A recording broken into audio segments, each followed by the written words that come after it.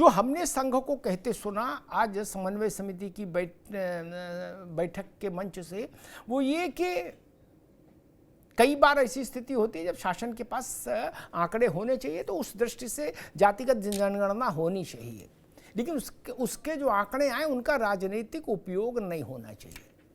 ये एक बिंदु संघ ने दिया है। इसका क्या अर्थ निकालें एक, और क्या ये मानकर चले कि जातिगत जनगणना हो सकती है या होनी चाहिए, संघ का ये कहना भाजपा के लिए भी एक सिग्नल है, संकेत है? अमिताभ जी, जिस तरह से संघ ने अपने वक्तव्य को रखा है, मुझे लगता है कि ये संघ की एक शैली है और वो उस तरह से काम करते हैं। उन्हें पता है कि सरकार को अगर किसी जाति का विकास करना है या देखना है कि कौन सी जातियां वंचित रह गई, अगर सुप्रीम कोर्ट का जो ऑर्डर आया था उससे भी अगर जोड़ के देखें, रोहिणी कमीशन की रिपोर्ट से भी जोड़ के देखें, तो उसमें ये बातें आती हैं कि कुछ ऐसी जातियां हैं कि 50 साल के रिजर्वेशन, 75 साल से ज्यादा के रिजर्वेशन के बावजूद कुछ ऐसी जातियां हैं जो कि अभी तक वंचित हैं, जिनको रिजर्वेशन का लाभ बिल्कुल नहीं मिला हुआ है। तो उनको भी कैसे मुख्य धारा में लाया जाए, मुझे लगता है कि ये सारा चीज उसके संदर्भ में कहा गया कि सरकार के पास में डेटा होना चाहिए, क्योंकि जब भी डेटा होगा तभी आप कह पाएंगे कि ओबीसी को क्या मिला, एससी एसटी को क्या मिला, और किनको, और जिनको मिलना चाहिए था उनको क्यों नहीं मिला और किस तरह से मुख्य धारा में जोड़ा जाए। क्योंकि अगर ये नहीं होगा तो फिर वही बात हो जाएगी जो बिहार में हुआ, जातीय जनगणना का सर्वेक्षण हुआ और सर्वेक्षण होने के बावजूद भी बिहार का ना बेरोजगारी में बिहार को कुछ फायदा हुआ, ना वहां पे शैक्षिक संस्थानों में कोई फायदा दिखा, ना ही वहां के हेल्थ इंफ्रास्ट्रक्चर में कुछ फायदा दिखा, और ना ही जो वहां की गरीबी, भुखमरी और जो माल न्यूट्रिशन की समस्या है या फिर जो पलायन की समस्या है उसमें कहीं भी दिखा। तो संघ यही कहना चाहता है कि यहाँ अगर सरकार को जरूरी है, अगर लगता है कि जातीय जनगणना होनी चाहिए तो करवाइए, उसके डेटा को इस्तेमाल करने के लिए राजनीतिकरण नहीं होना चाहिए, उसका एक मैप होना चाहिए कि किस तरह से हम इस डेटा को इस्तेमाल करेंगे। वरना कर्नाटका में आप देख लीजिए, जातीय जनगणना हुई, कांग्रेस की सरकार ने करवाई, कभी डेटा पब्लिश ही नहीं हुए।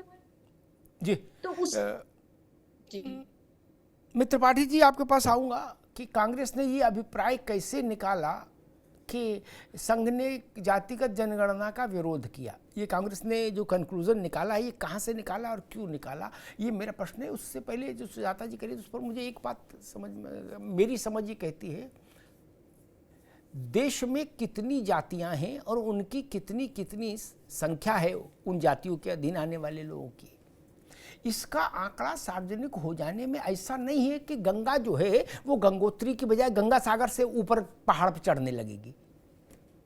ये नेताओं का ड्रामा है, इससे क्या फर्क पड़ेगा? गांव में सब लोग जानते हैं कितने घर किसके, गांव में गोली चल रही है क्या? ये फर्जी बातें हैं। ऐसा हो जाएगा, वैसा हो जाएगा, हिमालय हिलने लगेगा, भूकंप आ जाएगा, प्रकंप आ जाएगा, ये सब मूर्खतापूर्ण प्रलाप है। इसका क्या मतलब है? गांव में सब जानते हैं, किसी से पूछ लीजिए कितने घर किसके। वहां तो जातिगत जनगणना लोगों के ज़हन में, फिर भी सब साथ रह रहे हैं। ये कोई बहुत गुप्त तांत्रिक विधि थोड़ी ना जातिगत जनगणना, बोले ना करा लेंगे लेकिन पीछे वाली जेब में रखना, ऊपर बटन बंद रखना है, दिखे ना किसी को। नहीं भाई, पता लग जाए तो क्या समस्या है, लगना भी चाहिए। 2024 के भारत में ऊंट की चोरी नेहुरे कोई जेब में रख के ऊंट ले जाता है, ले जा सकता है, और जो ऐसा सोच रहा है कि हम जेब में रख के ऊंट ले जाएंगे, मुझे लगता है फिर उसकी बुद्धि को प्रणाम करना चाहिए।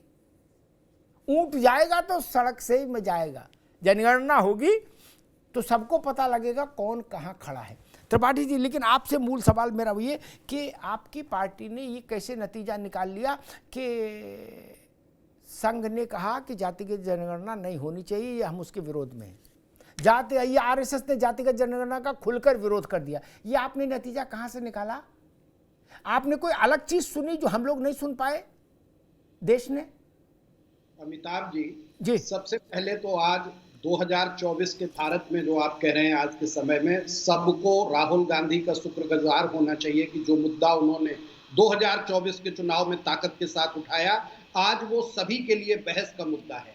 इसका मतलब आज भारत की राजनीति के जननायक और उसका दिशा देने का काम राहुल गांधी कर रहे हैं। संघ जो भारतीय जनता पार्टी की मातृ संस्था के रूप में आता है, वो निश्चित तौर पर भारतीय जनता पार्टी और इस अताताई अहंकारी भारतीय जनता पार्टी की सरकार को बचाने की ढाल का काम करता है। संघ ये चाहता है कि इस मुद्दे को उठाकर और अपना श्रेय लेकर, अपना टैग लगाकर इसकी हवा निकाल दी जाए। इसलिए आरएसएस की ये साजिश है। आरएसएस कभी भी इस देश में वंचितों के हितों के लिए उनके पक्ष में खड़े होकर बात नहीं कर सकती है। वो तो एक सिर्फ राजनीतिक एजेंडा सेट करती है जिसमें कुछ पूंजीपति आए और अपनी सरकार चलाएं और इस देश के जो संसाधन हैं उनसे जिनकी सबसे ज्यादा जरूरत है उनके हक को समाप्त करें।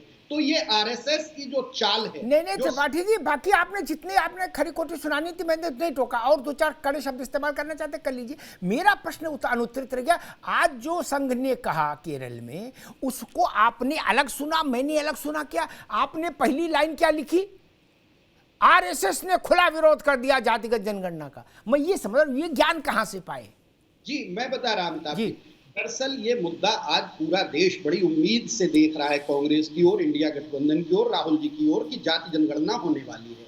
लेकिन चूंकि आरएसएस को पता है कि बीजेपी को इससे नुकसान हो रहा है, इसलिए इस एजेंडे को कमजोर करने के लिए वो इस मुद्दे को उठा रहे हैं। आज तक आरएसएस ने जाति जनगणना त्रिपाठी जी, मैंने क्या पूछा, आप गलत जवाब दे रहे। मैंने फिर निवेदन किया था आज की में, ये कहां संघ ने कहा कि हम जातिगत जनगणना के विरुद्ध है? ऐसा बोला क्या? नहीं बोला तो आपने ट्वीट क्यों खड़का दिया? मैं ये बता तो गजब बात कर रहा हूं। मुद्दे को खत्म करने के लिए अपना टैग लगाने की कोशिश। ठीक भाई, रुकना होगा त्रिपाठी जी, रुकना होगा। कांग्रेस को अगर, ठीक है त्रिपाठी जी, कांग्रेस को अगर गलत फहमी है, आप जननायक, लोकनायक, परम नायक चाहे जो बताओ राहुल गांधी को, आपकी मर्जी। लेकिन ये कैसे हो सकता है कि दूसरा उस मुद्दे पर नहीं बोलेगा? बोले टैग लगाना क्या होता भैया?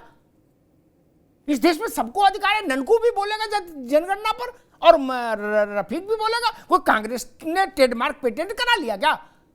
और जनगणना पर लोकनायक, जननायक, महानायक बोलेंगे, और जो सब्जी बेच रहा है वो नहीं बोलेगा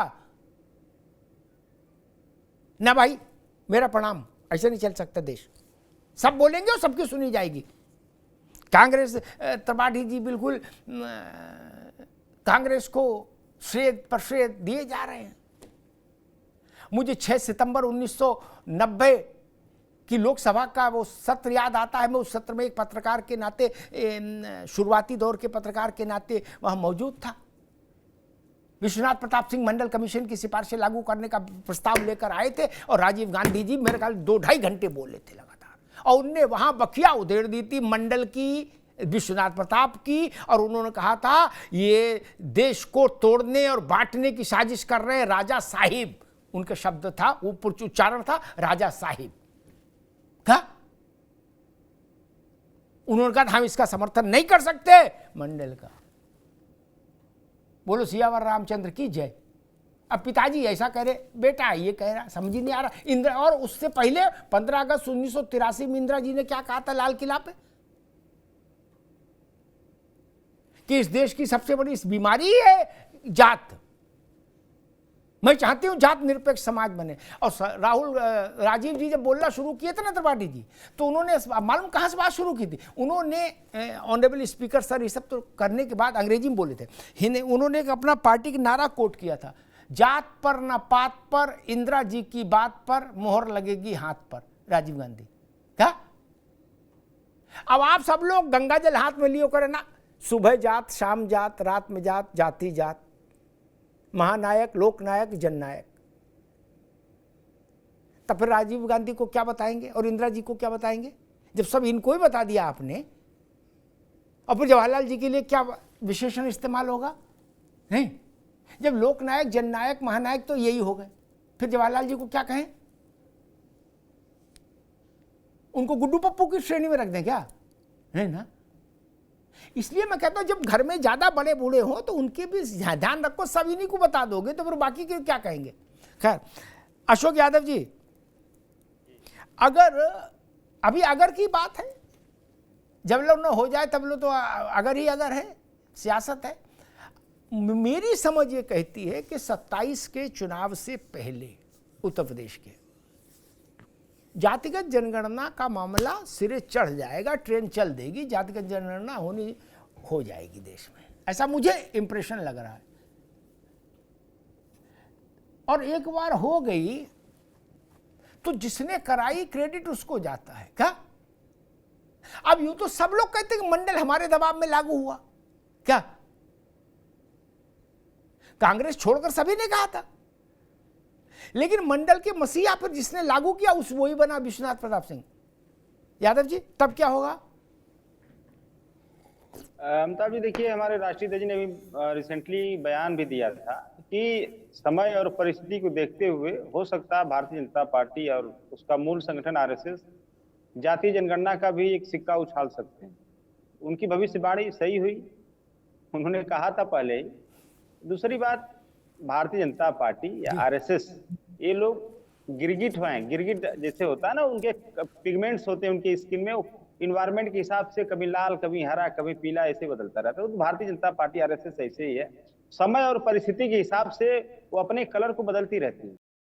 90 के दशक में अगर आप जाएंगे तो देखिए कि कितना विरोध किया था इसी मंडल कमीशन का भारतीय जनता पार्टी और आरएसएस का जो उसका मूल संगठन है, और आडवाणी जी कमंडल लेके निकले। यादव जी जिनने एक सेकंड, यादव जी एक मिनट फिर आप बोले, जिनने सबसे घनघोर तीखा विरोध किया बगल में बैठे हैं, वो आप कहां भटक रहे हो?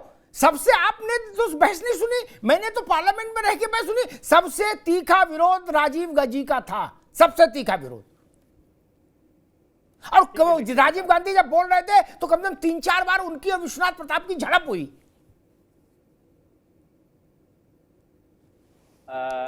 अमिताभ जी देखिए, आप राजीव गांधी जी के यहाँ चले जाते हैं, इंदिरा गांधी जी के यहाँ चले जाते हैं, जवाहरलाल नेहरू जी के यहाँ चले जाते हैं, लेकिन मैं तो 2014 की ही बात कर रहा हूँ ना। 2014 10 साल हुआ, 10.5 साल, इसी में देखिए कितना यू टर्न लिया गया है, कभी कुछ कभी कुछ कभी कुछ।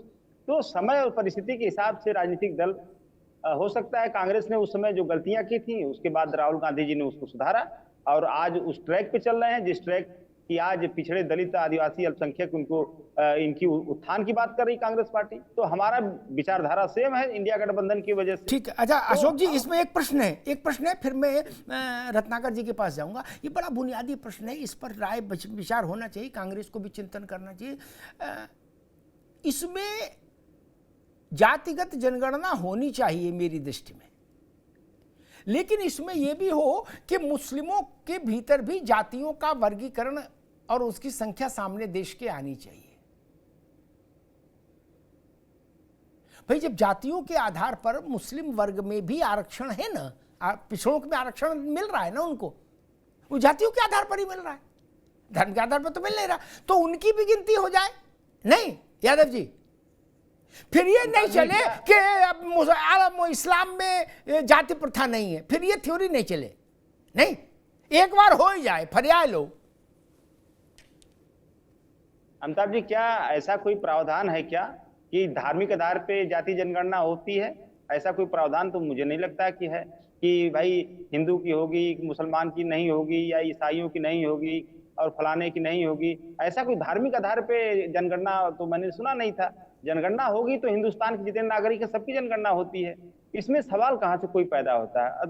देखिए, मूल सवाल जो है आरएसएस का वो बयान, जो बयान आपने दिखाया, उस बयान के पीछे का लॉजिक समझिए कि जो दल या जो संगठन सत्ता के लिए भगवान को बदल सकता है अमिताभ जी, वो अपनी राजनीतिक ट्रैक भी बदलता रहता है। उन्होंने 10 साल पहले, देखिए, हमको तो माँ गंगा ने बुलाया है, अब गंगा जी अपने बदहाली पे आंसू बहा रही हैं, उसके बाद हम भगवान राम, अब वहां से धक्के खाए तो जय जगन्नाथ। तो जो दल या जो संगठन अमिताभ जी अपने भगवान के प्रति लॉयल नहीं है, वफादार नहीं है, वो व्यक्ति किसी समाज के प्रति वफादार कैसे हो सकता है? वो अगर वफादार है तो सिर्फ और सिर्फ अपने सत्ता के प्रति वफादार है और वो किसी के प्रति वफादार। ठीक,